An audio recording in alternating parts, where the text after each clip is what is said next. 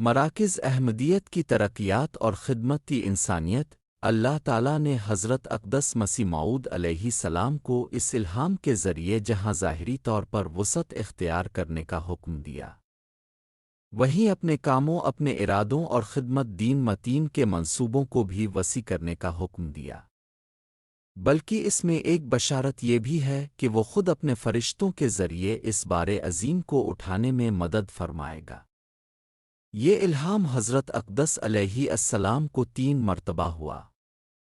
پس ہم دیکھتے ہیں کہ کس طرح روحانی، علمی، مادی اور ظاہری شان و شوکت میں اضافہ ہوا، غرض ہر لحاظ سے وسعت پیدا ہوتی گئی، اور یہ الہام ہر روز نئے رنگ میں پورا ہوتا دکھائی دیتا ہے۔ گزرے ہوئے 100 سال کی تاریخ گواہ ہے، سائے کی طرح سایہ فگن ہم پہ خدا ہے۔ کسی بھی زندہ جماعت کے لیے اس کا مرکز ریڑھ کی ہڈی کی حیثیت رکھتا ہے۔ جس قدر مرکز مضبوط ہوگا، اسی قدر وہ جماعت ترقی کر سکے گی۔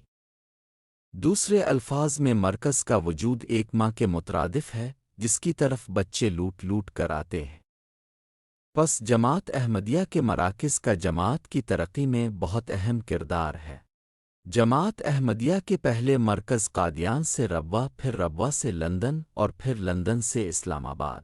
ہر مرکز خاص برکات کے نزول کا باعث بنتا چلا آتا ہے، اور ہر مرکز احمدیت میں خلافت احمدیہ کے سایہ تلے احمدی ہمیشہ سورۃ الحشر آیت 10 کا پہلے سے بڑھ کر نمونہ دکھاتے ہوئے خدمتی انسانیت کی توفیق پاتے ہیں۔ بقیہ حصہ اگلی قسط میں ملاحظہ فرمائیں۔ اگلی قسط دیکھنے کے لیے یوٹیوب چینل میسج آف اسلام کو وزٹ ضرور کریں۔ چینل کو سبسکرائب کریں تاکہ اگلی ویڈیو کا نوٹیفیکیشن بروقت سب سے پہلے مل سکے۔ لائک اور شیئر کریں۔